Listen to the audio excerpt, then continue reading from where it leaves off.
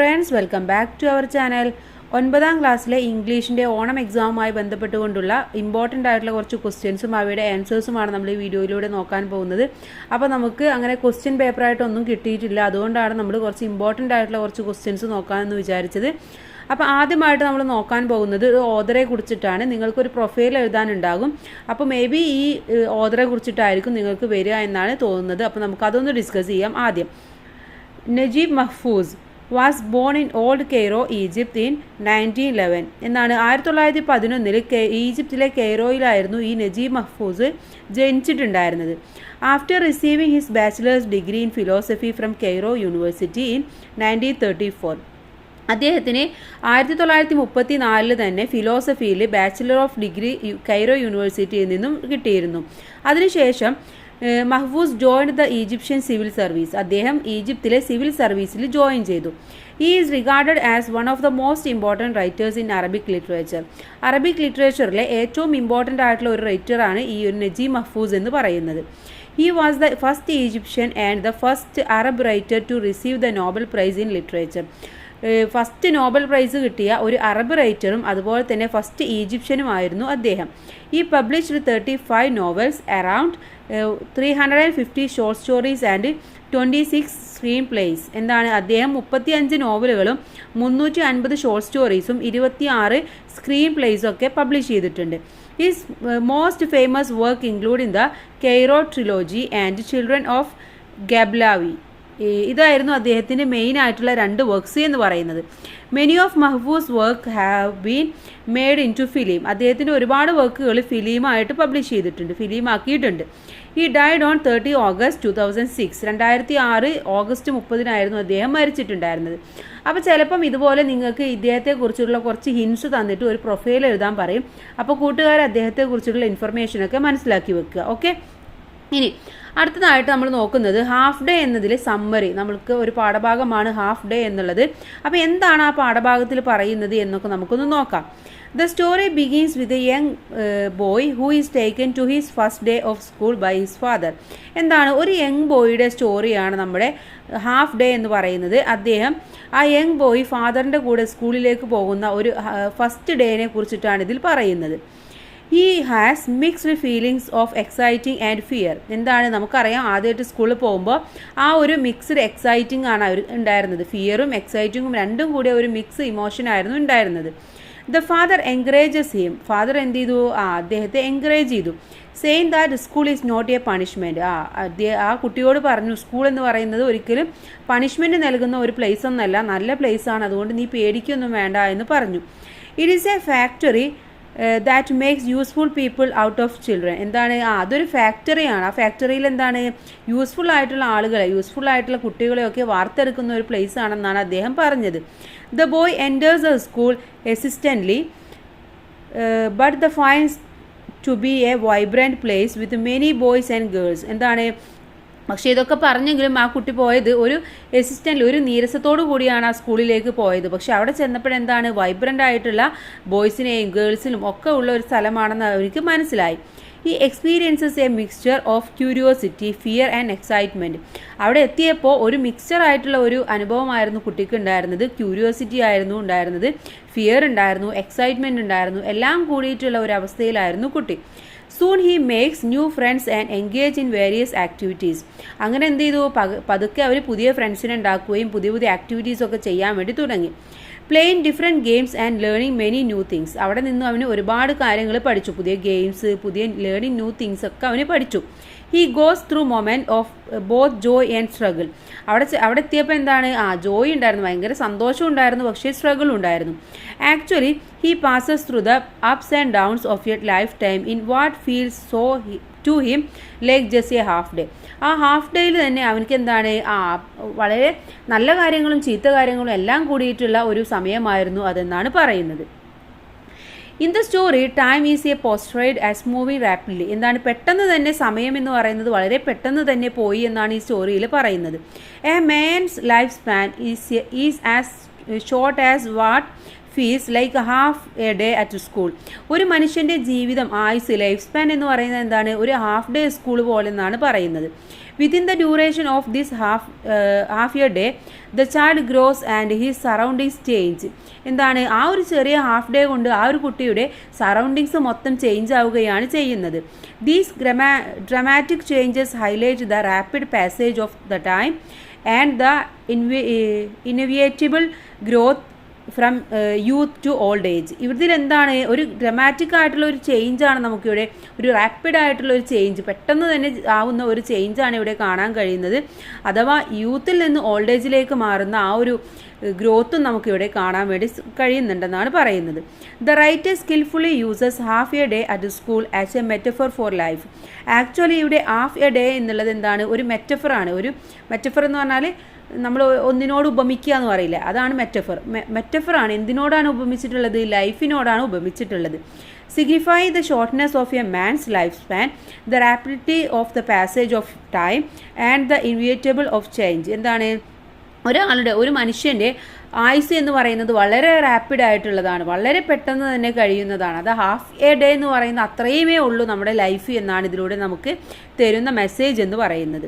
വളരെ ചേഞ്ച്, വളരെ പെട്ടെന്ന് ചേഞ്ച് ആകുന്ന തരത്തിലുള്ള ലൈഫാണ് നമുക്ക് എന്നാണ് പറയുന്നത്. The story half a is an allegory and uses the duration of half a day as a symbolic reference to show how short man's life is. എന്താണ് ഇതിലൂടെ നമുക്ക് സിംബോളിക്കായിട്ട് അദ്ദേഹം പറഞ്ഞു തരുന്നത് ഒരാളുടെ ലൈഫിൻ്റെ യാത്രയെ കുറിച്ചിട്ട് വളരെ ഷോർട്ടായിട്ടുള്ള ഒരു പീരീഡാണ് നമുക്ക് ഭൂമിയിലുള്ള ജീവിതം എന്ന് പറയുന്നത്. അതുകൊണ്ട് തന്നെ അതെന്തായി അപ്സും ഡൗണും ഒക്കെയുള്ള ഒരു ലൈഫായിരിക്കും. നമ്മുടെ സറൗണ്ടിങ്സ് ഒരുപാട് ചേഞ്ചസ് പെട്ടെന്ന് തന്നെ വരും എന്നൊക്കെയാണ് ഇതിലൂടെ പറയുന്നത്. അപ്പോൾ ഈ പാഠഭാഗവുമായിട്ട് എന്തെങ്കിലും ചോദിച്ചു കഴിഞ്ഞാൽ നിങ്ങൾക്ക് ആദ്യം ഇതിൻ്റെ സമ്മറി മനസ്സിലാക്കിയിരിക്കണം. അപ്പോൾ സമ്മറിയിൽ നിന്നുള്ള കാര്യങ്ങളൊക്കെയാണ് നിങ്ങൾ അതുമായി ബന്ധപ്പെട്ട ക്വസ്റ്റ്യനിൽ എഴുതേണ്ടത്. അടുത്തത് ക്യാരക്ടർ സ്കെച്ചാണ്, വളരെ ഇമ്പോർട്ടൻ്റ് ആണ്. ദ ബോയ്, ഇതിൽ പറയുന്ന ബോയിനെ കുറിച്ചിട്ടുള്ളൊരു ക്യാരക്ടർ സ്കെച്ച് ചിലപ്പോൾ നിങ്ങൾക്ക് വരാം. The central character the boy in half a day starts as A young child ready for his first day of school. Dressed in a new school uniform, shoes and tapped shoes, he symbolizes innocence and a new beginning. എന്താണ് കുട്ടി ആദ്യമായിട്ട് സ്കൂളിലേക്ക് റെഡിയാണ്, school uniform ഇട്ടിട്ടുണ്ട്, shoes ഇട്ടിട്ടുണ്ട്, എല്ലാം ഇട്ടിട്ടുണ്ട്. അവിടെ എന്ത് പറയുന്നത്, ആ കുട്ടി എന്ന് പറയുന്നത് വളരെ ഇന്നസെൻ്റ് ആണ്. അതുപോലെ തന്നെ ന്യൂ ബിഗിനിങ്ങിന് റെഡിയായി നിൽക്കുന്ന ഒരവസ്ഥയാണെന്നാണ് പറയുന്നത്.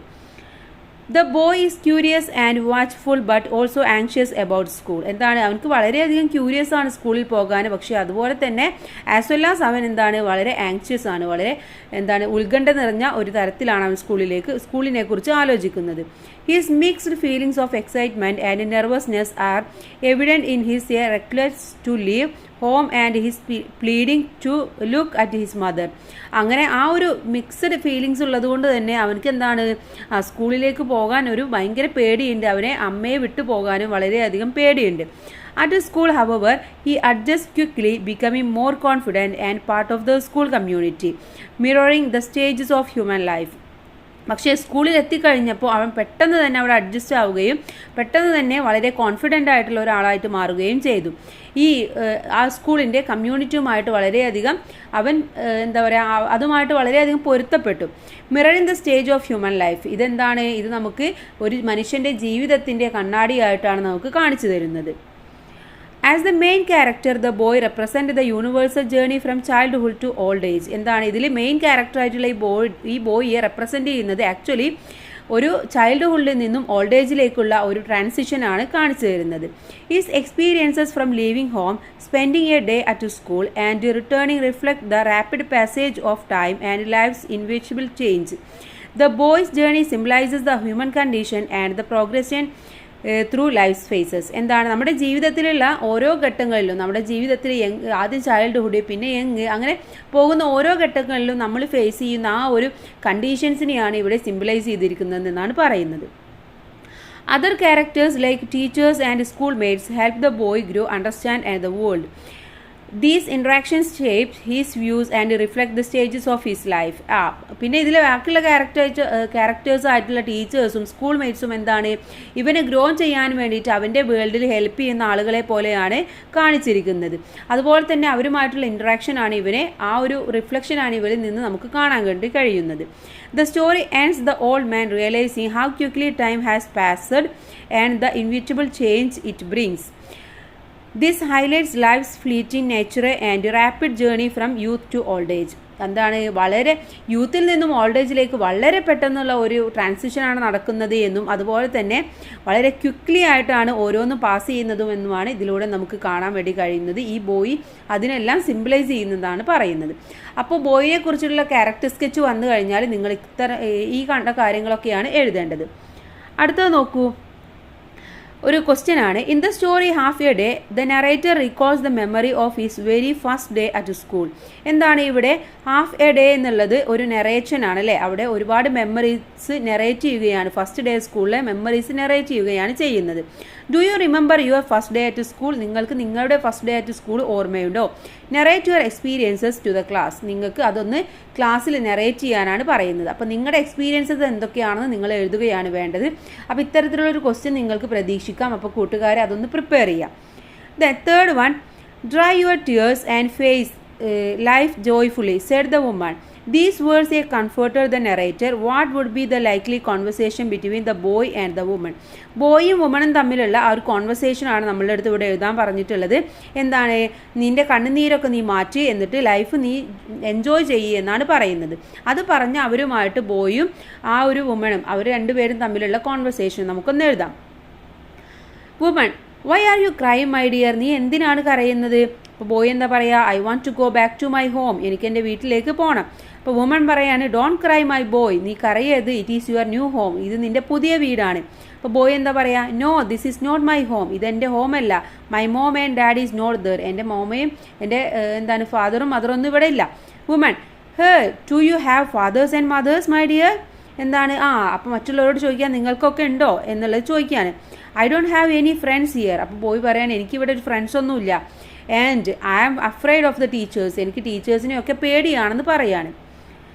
അപ്പോൾ വുമൺ എന്താ പറയുന്നത്? Be cool. നീ കൂളാവ്. You will see making friends is easier than you think. നീ ചിന്തിക്കുന്നതിനേക്കാൾ ഈസി ആയിട്ട് നിനക്ക് ഇവിടെ ഫ്രണ്ട്സിനെയൊക്കെ ഉണ്ടാക്കാൻ പറ്റും. And the teachers will help you learn and grow. And the ടീച്ചേഴ്സൊക്കെ നിന്നെ വളരാനും അതുപോലെ തന്നെ പഠിക്കാനൊക്കെ ഹെൽപ്പ് ചെയ്യും. Boy, I am afraid I won't get any enjoyment here. എനിക്ക് പേടിയാണ്, എനിക്ക് ഇവിടെ ഒരു എൻജോയ്മെൻറ്റും കിട്ടില്ല എന്ന് പറയാൻ. Woman, don't worry my dear. നീ പേടിക്കൊന്നും വേണ്ട. Look at the boating holes, swimming and ball. All these things are for you. എന്താണ്, ഇവിടെയുള്ള ഈ ഹോൾസിനെയും അതുപോലെ തന്നെ ഈ ഊഞ്ഞാലും എല്ലാം നീ കാണും, ഇതെല്ലാം നിനക്ക് വേണ്ടിയിട്ടുള്ളതാണെന്ന് പറഞ്ഞു. Boy, really can I play with these? ശരിക്കും ഞാനിതുകൊണ്ട് കളിച്ചോട്ടെ? വുമൺ പറയും, sure. Dry up your tears and face joyfully. നീ എൻ്റെ കണ്ണുനീരൊക്കെ തുടക്കുക എന്നിട്ട് എൻജോയ് ചെയ്യുമെന്ന് പറയാണ്. അപ്പോൾ ഈ ഒരു കോൺവെർസേഷനും നിങ്ങൾക്ക് പ്രതീക്ഷിക്കാവുന്നതാണ്. ഓക്കെ, ഇനി അടുത്തത്, imagine you are Selma Lagerlof. Write a letter to your faithfully friend Esseld, who played a crucial role in your literary journey by opening doors when no one else believed in you. എന്താണ്, സെൽമ ലാക്കർലോഫ് ഒരു letter എഴുതുകയാണ് ഫ്രണ്ടായിട്ടുള്ള എസെൽഡേക്ക്. അപ്പോൾ ആ ഒരു literary ജേണിയിൽ അവരെങ്ങനെയൊക്കെ ആയിരുന്നു help ചെയ്തിരുന്നത് എന്നൊക്കെ പറഞ്ഞുകൊണ്ടാണ് ലെറ്റർ നിങ്ങൾ എഴുതേണ്ടത്. അപ്പോൾ എങ്ങനെ എഴുതാം?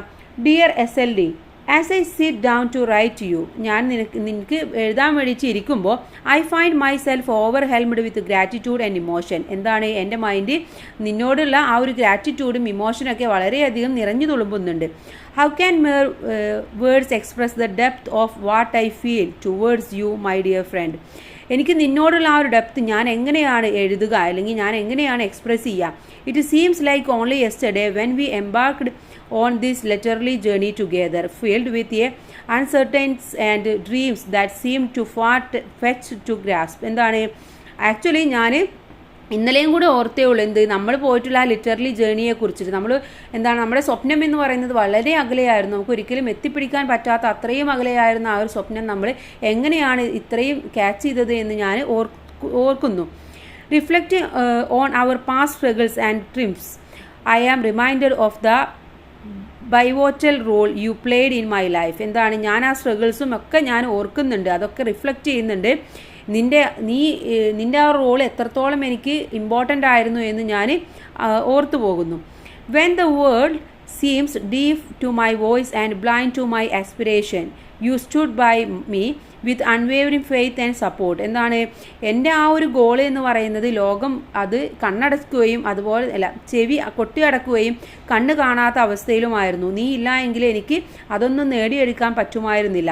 U were the beacon of light in my darkest moment, the one who believed in me when even I doubted myself. എന്താണ് ആക്ച്വലി നീയാണ് എൻ്റെ ആ ഒരു ഡാർക്ക്നെസ്സിൻ്റെ ലൈറ്റ് എന്ന് പറയുന്നത്. എനിക്കിപ്പോഴും വിശ്വസിക്കാൻ പറ്റുന്നില്ല എനിക്കിതൊക്കെ ചെയ്യാൻ കഴിയുമായിരുന്നു എന്നുള്ളത് എനിക്ക് വിശ്വസിക്കാൻ പറ്റുന്നില്ല. Do you remember those days of endless rejection letters and close doors. എന്താണ് ആ ഒരു എൻഡ്ലെസ് ആയിട്ടുള്ള റിജക്ഷൻ്റെ ആ ഓരോ റൂമും ഓരോ വാതിലുകളും ക്ലോസ് ചെയ്യുന്നതിനെക്കുറിച്ച് നീ ഓർക്കുന്നുണ്ടോ? It was your persistence, your unwavering belief in my talent and that kept me going. Actually എന്താണ് അങ്ങനെയൊക്കെ സംഭവിച്ചപ്പോൾ നീയാണ് എനിക്ക് ധൈര്യം തന്നത്. നിൻ്റെ ആ ഒരു ബിലീഫായിരുന്നു എൻ്റെ ടാലൻറ്റ് എന്ന് പറയുന്നത്. You never hesitate to lend a helping hand to open doors that seemed bolted shut and to pave the way for my words to be heard. എന്താണ് നീയാണ് എനിക്ക് ആ ഒരു ഹെൽപ്പിംഗ് ഹാൻഡ് ഒരു നീരസവും കൂടാതെ എനിക്ക് തന്നത്. അതുപോലെ തന്നെ നീ എനിക്ക് തന്ന ആ ഒരു നിൻ്റെ ചെവികളൊക്കെ ആയിരുന്നു എൻ്റെ ഒരു ഇൻസ്പിറേഷൻ എന്ന് പറയുന്നത്. അപ്പോൾ ഇങ്ങനെയാണ് നമ്മൾ ആ ഒരു ലെറ്റർ എഴുതേണ്ടത്. അപ്പോൾ ഈ ലെറ്ററും ഇമ്പോർട്ടൻ്റ് ആണ്, കൂട്ടുകാർ പഠിച്ചു വെക്കുക. അപ്പോൾ ഇത്രയുമാണ് ഇമ്പോർട്ടൻ്റ് ആയിട്ടുള്ള കുറച്ച് ക്വസ്റ്റ്യൻസ് എന്ന് പറയുന്നത്. അപ്പോൾ ഓരോ പാഠഭാഗത്തു നിന്നും നമുക്ക് ഒരുപാട് ക്വസ്റ്റ്യൻസ് വരാൻ ചാൻസ് ഉണ്ട്. അതുപോലെ അടുത്തൊരു ക്വസ്റ്റ്യൻ എന്ന് പറയുന്നത് നമ്മുടെ നോബൽ പ്രൈസ് ഒക്കെ കിട്ടിയതിന് ശേഷം ഒരു സർട്ടിഫിക്കറ്റ് അപ്രീസിയേഷൻ എഴുതുന്നതാണ് സെൽമ ലാക്കർലോഫിന് വേണ്ടിയിട്ട്. അപ്പോൾ അതും ചിലപ്പം ചോദിക്കാം. ഇതുപോലെയാണ് നിങ്ങൾ എഴുതേണ്ടത്. This certificate is awarded to Selma Lagerlof, recipient of the Nobel Prize in Literature. We appreciate your exceptional contribution to literature and storytelling. Through your words of wonder, wisdom and imagination, your unwavering dedication to the craft of writing has earned you the highest honor in literature. May your legacy continue to shine brightly and enhance audience for years to come. Okay, അപ്പോൾ ഇതുപോലെ ഒരു appreciation നിങ്ങൾ പഠിച്ചു വെക്കുക. ചിലപ്പം appreciation നിങ്ങളുടെ അടുത്ത് എഴുതാൻ വേണ്ടി പറയും. ഓക്കെ, അപ്പോൾ ഇത്രയുമാണ് ഇമ്പോർട്ടൻ്റ് ആയിട്ടുള്ള കുറച്ച് ക്വസ്റ്റ്യൻസ് എന്ന് പറയുന്നത്. അപ്പോൾ എല്ലാവരും വളരെ നന്നായിട്ട് പഠിച്ചു വെക്കുക. അതുപോലെ തന്നെ നമ്മുടെ പോമും നന്നായിട്ട് നത്തിങ് ചോയ്സ് എന്നുള്ളതും നന്നായിട്ട് അതിൻ്റെ എന്താണ് അതിൻ്റെ മീനിങ് എന്നൊക്കെ നിങ്ങൾ പഠിച്ചു വെക്കുക. എല്ലാവർക്കും നല്ല മാർക്ക് തന്നെ സ്കോർ ചെയ്യാൻ കഴിയട്ടെ. Thanks for watching.